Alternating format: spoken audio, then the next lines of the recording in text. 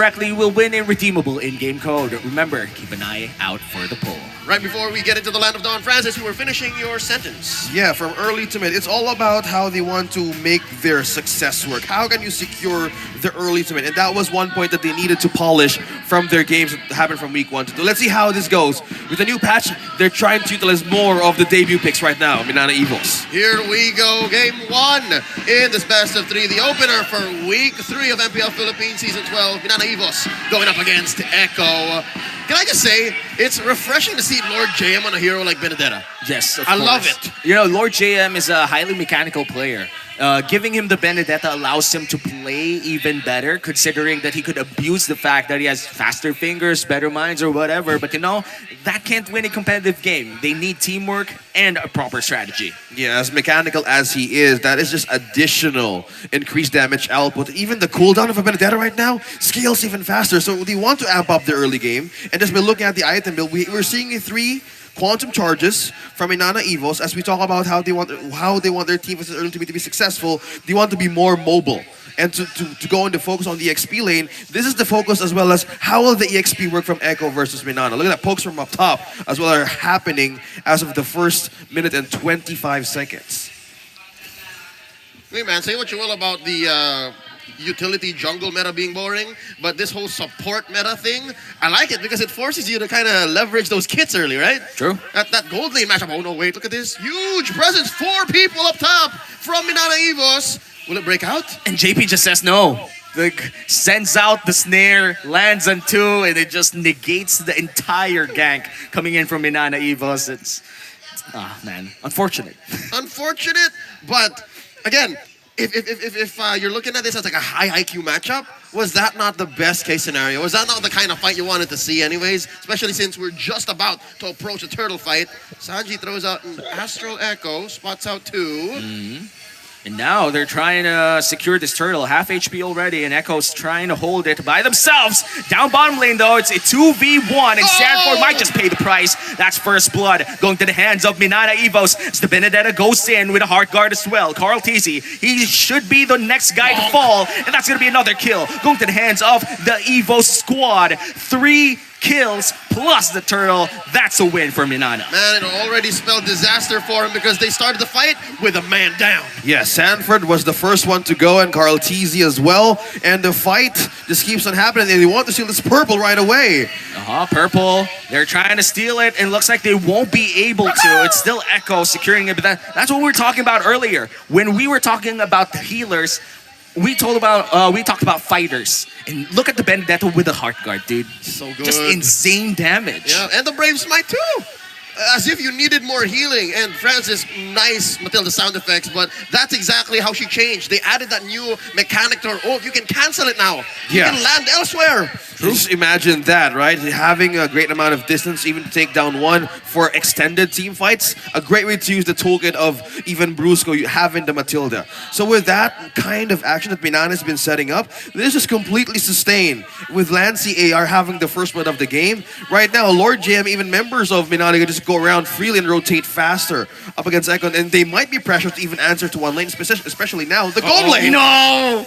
Okay, he didn't pull the trigger. But that could have at least damaged Minana a bit. But the healers were there. I do think that not pulling the trigger was a good decision from Benny Cutie. Yep, and again, this is a Brody we're seeing in the gold lane in the hands of Doming AR, which is, I'd say, slightly chunkier than a 1-1. 1-1 wants to fly ASAP. The Brody will not be afraid to trade blows. Yeah, it's one of the, I would call one of the best laners in terms of gold lane, just because of the sheer range and early game damage that he has. So pretty safe here in the gold lane. Yeah, actually, this is a challenge for the 1-1. Despite that she's being balanced, also with the aid of this Novari alone can speed up his hits.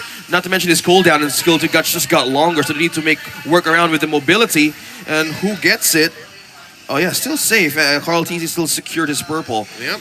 Now he's picking a fight. Oh, but a little bit short on range. There's a puppet on the strings. This is interesting. I don't think anyone clearly wins the range battle, but across the map, I'd say there's a small advantage for Minana Evos, given the whole Angela situation. I just want to say that this entire emblem setup on the Benedetto. By the way, Minana secures the turtle. That's a second turtle. This Benedetto setup Yes. is really good. wait. It turns to sustain, but Cutie, he might pay the price. The damage coming in from Brusco AR is just a little bit too much. I wonder, did they try and just rely on JP there? Was the heel short?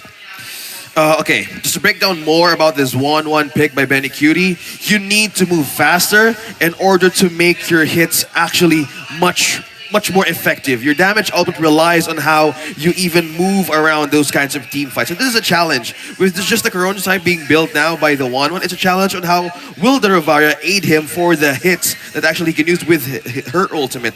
So with Benny Cutie just being alone on even the top lane, it's a challenge to maintain that movement by being on standing still. That's one thing that he could just actually not do most of the time, because the longer the cooldown and even the passive doing his work, actually it actually pacifies more of the damage of the 1-1 can do.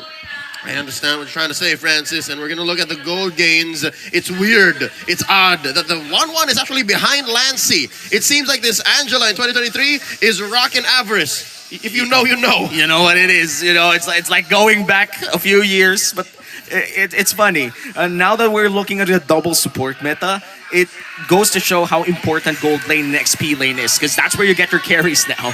That's where you get the damage. That's where you get the people who try to end the game. Yep.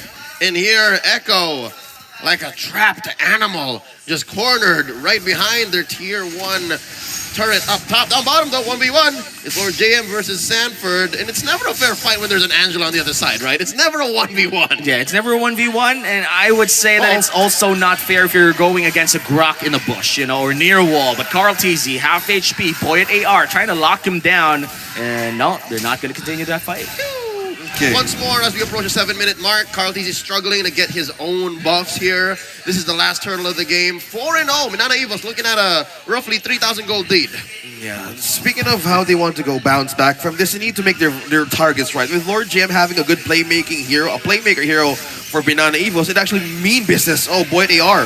Yeah, and now they're going to try to go for a fight here. JM looking for an angle, but looks like they're not going to continue this fight unless Boyd AR finds a prime target, and no, they won't. All right. Fresh off of that last turtle take, Minana Evos taking all 3 here in this game. Benny Cutie finds a little bit of silver lining down bottom, pushes that tier 1 in the XP lane. Lord JM, though, what do you do as a Benedetto? How do you pick a fight against a 1-1? You don't, dude. You just don't. You have the Petrify, but the moment that the needles is used to, let's say, purify him out of any stun, you just kind of want to land your ultimate in a really good way. Because the thing with Benedetto's ultimate is the moment you land it on multiple targets, you can dash unlimitedly. Yeah, looking at the items here, is Echo ready to fight, Francis? You think this is a good time? Oh, right now they need actually more time to build up the gold. Even just by looking at the earned gold by Minana Evos, it's Domain they are even Boyet being on the top of the first second list. I think they want to push this fight up top though. Lord JM easily gonna escape that one. It's a Benedetta. You kind of don't want to waste your time. Oh wow, he's very slippery. He's elusive. And now down bottom, so much time bought for Doming AR, pushes in. Wow, it's very rare in Season 12 that you see Echo bullied like this. Yeah. They're pushed to a corner. And to answer more of the pressure that Minana Evos is doing, they don't know who to even target. The mobility is all over the place. Sanford, half HP. They're going all in here. Minana Evos, Sanford with a great wild charge. Might just go for the disengage, but guiding wind. Boyd AR takes down Carl TZ or takes him back to his team. And now flickers are burned. Hard guard is there as well, but still a little bit too tanky to deal with. Lord JM, he's gonna survive with elapsed daylight. Okay, just by looking at that moment, that's a 4.4k gold lead. And to answer more of the question on how could Echo could really bounce back as Minana Evos and need more damage, even to burst down Nance AR or even Brusco. There's 2 support heroes rather, who's present right now in Minana Evos, and they need more damage to answer. We're looking at the reliant damage of Benny Cutie, either first, even Sanji. But mostly I'm looking at Benny Cutie or just even Carl T. They're more on the big beefy dudes right now. And to rely on the damage, they need more time to even to reach late game. So they're more hungrier to get more of the objectives and also have a great target and who to punish right away from Minana Evos. Yeah, because Minana Evos, again, you feel and you see the effects of that big 4K gold lead. Boy, they are just picked up an Antique Ras. Now the Lord dance begins. Yeah, half HP in the Lord. Brusco trying to hold it, but a lot of damage. No Petrify used here by Lord JM, but Lord JM has the hard guard. And Lord is secured by Minana Evos. And now Echo has to escape. The Orcas has to swim away. Betty Cutie, though, with crossbow stand. Carl TZ goes down and is now a 4v4. But look at the damage. Buoyant is surviving. And Betty Cutie with a crucial sidestep. Still with a crossbow stand, but he's a little bit too tanky to deal with. Goes to lance the AR and he's able to escape. And that goes to fight. Doming AR survives. It's a 1-for-1, but the Lord goes to Minana. Truth be told, that's the best case scenario for a team that's down 5K, right? You go for a trade. True. Yeah, speaking of changes, well, that was a good entrance that we saw from Benny Cutie, from the sidestep that we saw from the Crab going and enter that team fight. It's a way of utilizing more of the passive that one can do. Because if he was up front of that team fight, that passive could proc much lower in terms of damage. We saw Benny Cutie fly, but one thing that's also lacking is the damage items that actually can be used from Minana Evos. With this kind of gold lead, we're looking at time at the same moment, they need more ways to clear more of the waves. Minana Evos answered so much from their index, and now Echo is just suffering from most of their momentum that Minana Evos gave from early game. Oh man, now you mentioned it. Yeah, Echo actually has relatively less than ideal wave clear. Like when the waves do come in and it's down to the defensive, Echo has to deal with all the minions the old-fashioned way. But Minana Evos, man, they push the advantage so far ahead. 3 of their 5 are on top of the gold charts right now.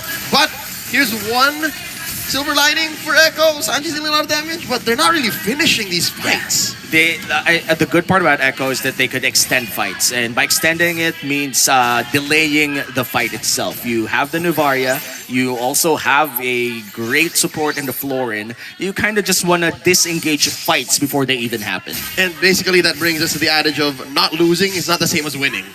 They have to find a way to win by just standing there and saying, all right, let's keep going. Might not spell victory for you, so they have to yet to find that window. Boy, they are taking control of this bush. Oh no! And there's a big catch! A little bit too aggressive, but a hard guard is there, and Doming survives. And now Sanford might be the one to pay the price. And look at that, the Benedetta. Lord JM in a 2-man petrify. Goes for Benny Cutie, but Benny Cutie tried to fight a crossbow tag. He doesn't. And now Echo, 2-man down, and Carl TZ decides to take the sacrificial play. The GOAT goes for the triple kill of Lord JM, and now Echo is in trouble. Oh no, it's just Sanji and JP left. 2 softies. Here they come. And they're gonna go dive in. Only Sanji is left. Can he defend the base? 5 seconds on Sanford. Electro final blow already used up in game 1. Is this real? Minana Evos takes game number 1.